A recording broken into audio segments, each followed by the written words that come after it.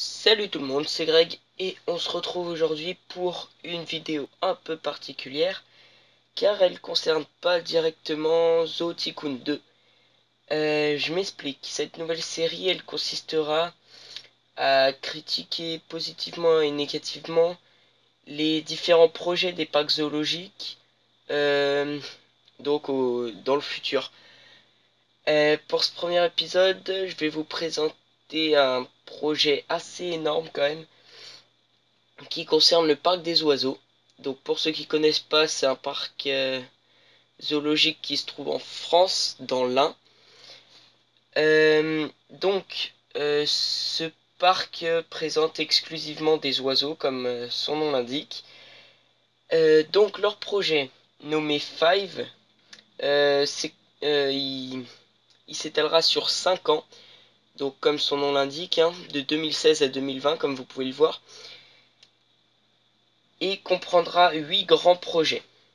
Donc, ce projet, il permettra aux zoos de poursuivre son renouvellement par rapport aux différentes installations qui étaient déjà présentes dans le parc, mais aussi à continuer à améliorer la présentation par continent, par biome et par thème.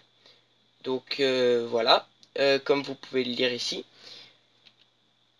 Il servira aussi euh, à consolider la place du parc dans la conservation des espèces menacées d'oiseaux, donc par rapport aux migrations, vu qu'il est dans un couloir de migration, et à consolider sa place dans le tourisme déjà de la région, pardon, et aussi par rapport au tourisme national.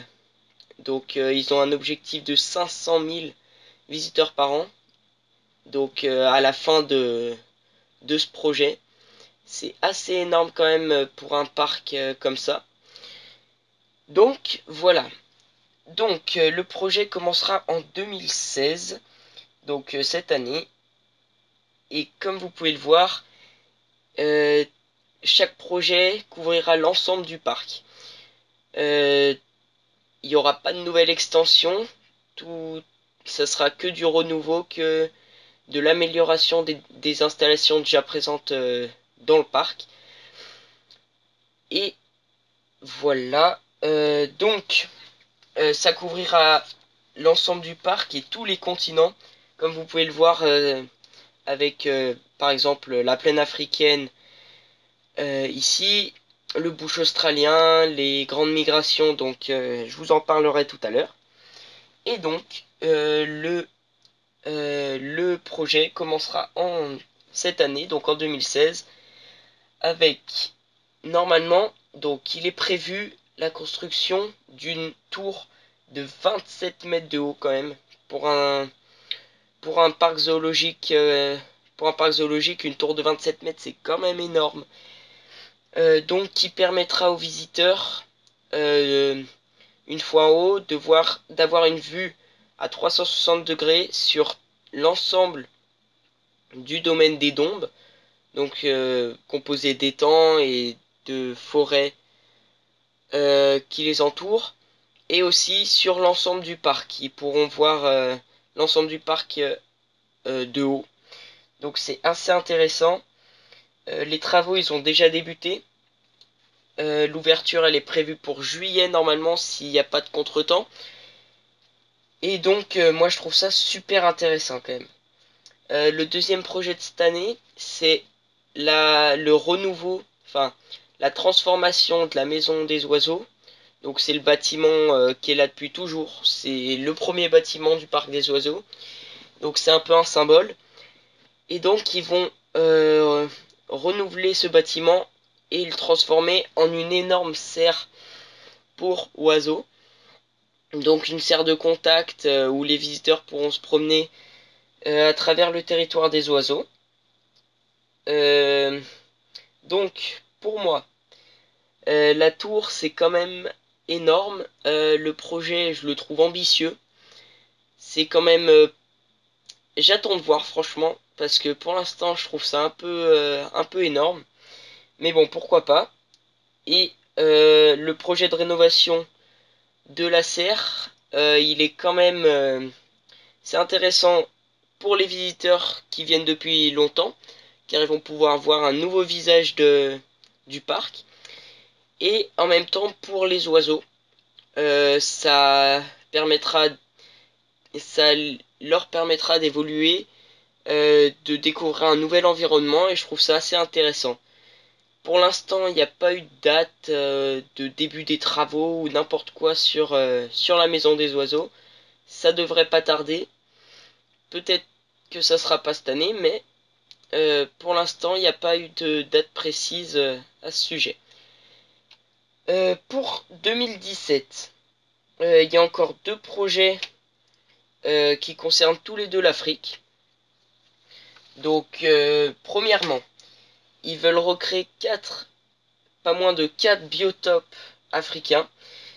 Donc, le premier, euh, ici, avec un énorme point d'eau, donc, qui présentera les flamants nains, donc une espèce de flamand présent exclusivement en Afrique, pardon. Euh, D'après le peu d'informations qu'on a, donc comme vous pouvez le voir ici en bas à droite, d'après ce qu'on comprend, d'après ce qu'on voit et les informations qui nous sont parvenues, on pourrait penser que les visiteurs se promèneront sous la surface de l'eau. Donc ils créeront un passage euh, comme s'ils avaient creusé dans l'eau, hein. C'est une image, hein, bien sûr, pour que les visiteurs soient sous le niveau de l'eau. Donc c'est assez impressionnant de voir ça en parc zoologique. Ça existe déjà, c'est pas une innovation, mais dans un parc zoologique, ça sera la première fois et je trouve ça super intéressant. Dans la deuxième partie, il compte recréer les souterrains et les plaines arides de la savane, donc qui seront peuplées par des suricates et des porcs-épics. Les visiteurs pourront parcourir ce territoire euh, normalement, hein, par-dessus, mais aussi grâce à des tunnels et des bulles à l'intérieur de l'enclos, donc en souterrain, pour rentrer complètement dans le territoire des suricates, principalement. Et donc je trouve ça sympa. Et franchement, j'aime beaucoup.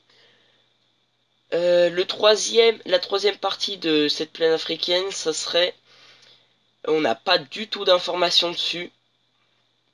On sait juste que ça serait de la boue et de l'eau. Donc pour les enfants, pour que les enfants s'amusent dans l'eau, dans la boue et tout. On n'en sait pas plus à ce jour. Je trouve ça quand même bizarre parce que ils viennent dans la journée et ressortent très sales. Ça serait peut-être spécial, donc à voir. Pour moi, il n'y aurait pas d'animaux dedans, ça serait juste pour que les enfants s'amusent. Et donc voilà. La quatrième partie de cette plaine africaine, ça serait une piste safari. Donc comme on pourrait voir dans les safaris africains. Donc une piste qui nous conduirait dans la savane, qui est peuplée par donc des grues, des autruches. Ils ont annoncé donc des pélicans aussi, des marabouts, mais aussi plusieurs espèces d'antilopes. Donc ça c'est à voir. Franchement, moi j'adore le projet. Voir plusieurs biotopes africains, moi je kiffe. Par contre, petit bémol, c'est de voir des espèces de mammifères apparaître. Ça, ça m'embête parce que je trouve que ça perd un peu de l'esprit du parc. Donc, bon, à voir comment ils arriveront à gérer ça. Mais bon, en tout cas, l'ensemble devrait être cohérent et devrait être sympa pour les visiteurs. Le second projet de 2017, ça reste en Afrique, mais cette fois sur l'île de Madagascar. Donc, ça serait une serre complètement dédiée à Madagascar et présentant donc 2 biomes présents sur l'île. Donc, euh, premièrement, la jungle humide peuplée par les makikata, donc les lémuriens et d'autres et des espèces d'oiseaux, et ainsi que des reptiles comme les caméléons et les tortues. Et dans un second temps, donc un désert de baobabs géants. Donc les baobabs qui sont le visage, on va dire, de Madagascar et qui représentent l'île. Donc un désert assez aride. Donc dans cette serre, il y aura des oiseaux en vol libre, ça sera une serre de contact en gros. Et ils seront accompagnés, donc je vous l'ai dit, de lémuriens. Dans la partie de forêt, donc dans la partie jungle, il y aura des chauves-souris. Et dans la partie désertique, il y aura donc plusieurs espèces de rongeurs, de petits rongeurs. Donc pareil, hein, à voir quel sera le résultat. Pour l'instant, moi j'aime beaucoup. Donc les visiteurs ils pourront évoluer entre les rochers et les baobabs, qui seront normalement artificiels, hein. À moins qu'ils arrivent à recréer le climat présent sur l'île, ce qui serait pas facile, mais à voir. Le contact avec les différents animaux, je trouve ça assez sympa. Euh, et aussi, des gorfous sauteurs et donc des reptiles seront introduits dans le complexe. Ça, je trouve ça assez intéressant parce que les gorfous sauteurs, ça se voit pas dans tous les zoos. Et les reptiles, s'ils arrivent à les faire cohabiter avec certains oiseaux, je trouverais ça assez intéressant. Donc, réussir à montrer la faune et la flore qui est très riche sur cette île et insolite, hein, qui existe que sur cette île, je trouve ça assez ambitieux. Mais ça a l'air génial pour l'instant. Après, à voir si ça déborderait pas sur quelque chose de foireux, on va dire. Donc, en 2018, un nouveau projet, cette fois un seul, qui se poursuivrait dans le même bâtiment que la serre de Madagascar et qui présenterait donc les oiseaux de l'extrême. Donc les oiseaux de l'extrême, c'est les oiseaux qui peuplent les, les zones les plus inhospitalières du monde, hein, comme par exemple le désert ou la banquise. Donc les zones peu explorées par les hommes. Donc ils présenteront des oiseaux qui peuplent le désert, donc les zones arides du monde, comme les déserts des États-Unis ou du Sahara. Euh, des oiseaux peuplant les mangroves, donc, et les forêts tropicales nocturnes. Donc, lorsqu'il fait nuit et humide dans la forêt tropicale, voir ces oiseaux dans l'obscurité, ça serait assez intéressant. On poursuivrait par donc un biotope banquise, donc avec l'eau glaciale, euh, les manchots et ainsi de suite. Et on finirait par la découverte des oiseaux qui peuplent les mers, donc à travers la vue comme si on était dans un bateau. Donc ces zones qui sont peu explorées euh, peut être très intéressant. Franchement, ça m'intrigue, ça me paraît pas mal, mais franchement, c'est ambitieux. C'est dans l'esprit du parc, mais c'est très très ambitieux, surtout du côté de la forêt tropicale nocturne et des mangroves. Je trouve ça assez... Ça me paraît fou. Franchement, ça me paraît fou, et les oiseaux marins par la vue à travers d'un bateau, s'ils arrivent à recréer l'environnement qu'on pourrait voir en mer, je trouve ça assez sympa. Donc, on continue avec 2019. Donc, en 2019, il y aura la création d'une volière de pas moins de 2 hectares. Franchement, plus de 2 hectares de volière naturelle. Je trouve ça super. Euh, Elle sera peuplée d'oiseaux d'Europe et d'Afrique, donc surtout les oiseaux migrateurs. Euh, et les visiteurs pourront le visiter par le biais d'un transport assez peu commun et pas trop connu, donc le vélo volant. Donc c'est une sorte de vélo câblé comme une tyrolienne qui permettra aux visiteurs d'être au niveau des oiseaux en vol. Ça, je trouve ça super. Parce que voir les oiseaux au niveau de leur zone de vol, je trouve ça assez intéressant. Et des oiseaux de différents continents, je trouve ça super. Ça peut être intéressant, surtout qu'ils comptent laisser la verdure qui est déjà présente. Donc, comme si c'était naturel, ils vont juste créer ce moyen de transport assez, assez spécial et la volière par-dessus. Normalement, ils devraient laisser une zone sans volière pour laisser les oiseaux migrateurs naturels venir, comme c'est le cas déjà depuis plusieurs années. Et donc, voilà. Euh, cette volière naturelle, ça peut être super intéressant, surtout au niveau du point de vue des visiteurs. Et voir ces différents oiseaux évoluer au même niveau que nous, c'est assez intéressant. On va finir par 2020.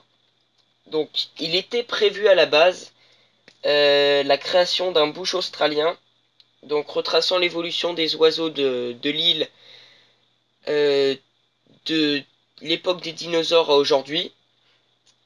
Je dis il était parce que le projet est fini. Je m'explique. Le projet du bush australien était avancé de beaucoup d'années parce que il est fini et il ouvrira ses portes aux visiteurs le 9 avril. La création de ce bush pour retracer l'évolution des oiseaux au cours des années.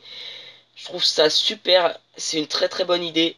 Une présentation euh, assez intéressante et insolite surtout. Réussir à recréer un bush avec la terre rouge qui est emblématique de l'Australie, la présentation des casoars, des émeus, des kangourous et autres espèces australiennes, c'est assez génial. Et ça pourrait être très intéressant pour les visiteurs de découvrir ce pays sans bouger de la France. C'est intéressant. J'ai hâte de voir le résultat dans très peu de jours là maintenant. Et je trouve ça super sympa. Pour conclure, ce projet sur 5 ans, franchement, je le trouve, ouais, j'approuve complètement, hein. Je le trouve génial. Il y a un petit bémol, c'est l'apparition des différentes espèces de mammifères et de reptiles. Ça perd un peu de l'esprit du parc de base, mais ça peut rendre un résultat assez cohérent avec les enclos multi-espèces. Ça peut rendre un résultat assez intéressant. À la fin du projet 5, ça ne m'étonnerait pas que pardon, que le parc euh, prenne une place de premier ordre dans le tourisme français, voire européen. Parce que vu les installations que je vous ai présentées, je pense que il pourra vite remonter dans les plus beaux zoos européens. Ça m'étonnerait pas. J'attends franchement de voir les différents projets au fur et à mesure terminés.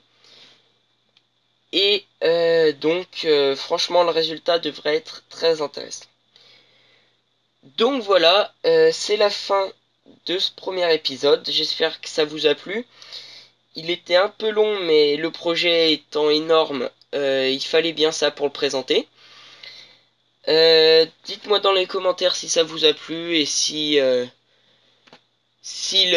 ma critique est assez complète pour vous. Si vous manque des informations ou n'importe quoi, dites-le moi dans les commentaires. Donc on se retrouvera pour la prochaine vidéo. Je ne sais pas encore si ça sera en critique ou sur Zootykun 2. On verra. En tout cas, je vous dis à bientôt et voilà. Allez, salut!